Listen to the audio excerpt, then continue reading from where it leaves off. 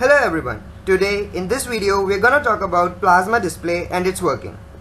So the concept of plasma displays have been invented around the 1930s, with a single color plasma displays being produced in 1960s, especially for early computers. In this video we will learn how plasma display works. It is just an electrically conductive gas that contains both free-flowing ions, the positively charged atoms, and electrons, which are negatively charged.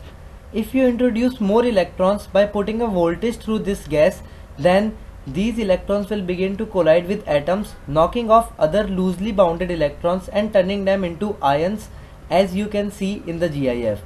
The negatively charged particles will start to move towards the positively charged area and vice versa.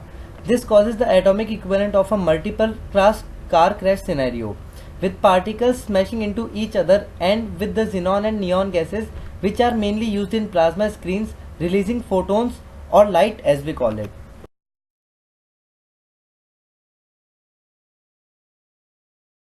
Some of the other display technologies apart from plasma display are CRT, LCD and LED. So let's talk about CRT first. CRT, in a TV's cathode ray tube, the stream of electrons is focused by a focusing anode into a tight beam and then accelerated by an accelerating anode. This tight high-speed beam of electron flies through the vacuum in the tube and hits the flat screen at the other end of the tube. This screen is coated with phosphor which glows when struck by the beam. LCD. If we apply an electric charge to liquid crystal molecules in LCD, they twist or untwist depending on initial positions. When they match the angle of final polarizer, light passes through them, and when they straighten out, they change the angle of the light passing through them.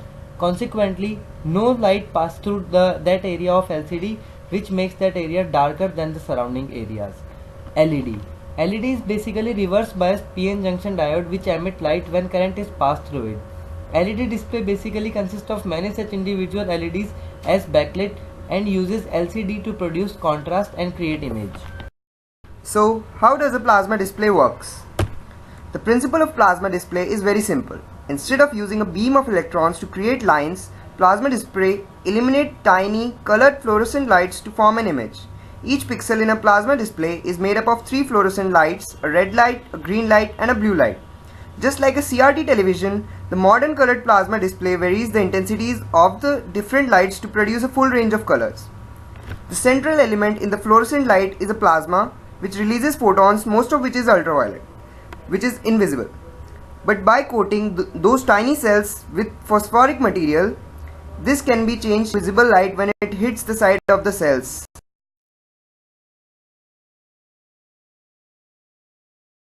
Here are some advantages of plasma display over other display methods. Plasma display is capable of producing deeper blacks, allowing for superior contrast ratio. It has wider viewing angles than those of LCD. Images do not suffer from degradation at less than straight ahead angles like LCDs.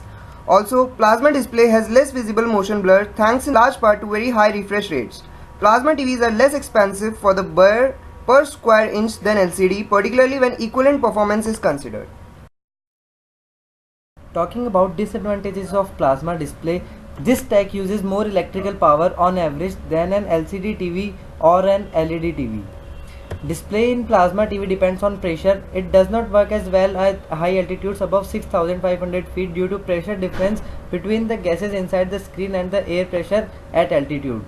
Due to this bistable nature of the color and intensity generating method, some people will notice that plasma display have a shimmering or flickering effect with a number of hues, intensity and diaper patterns.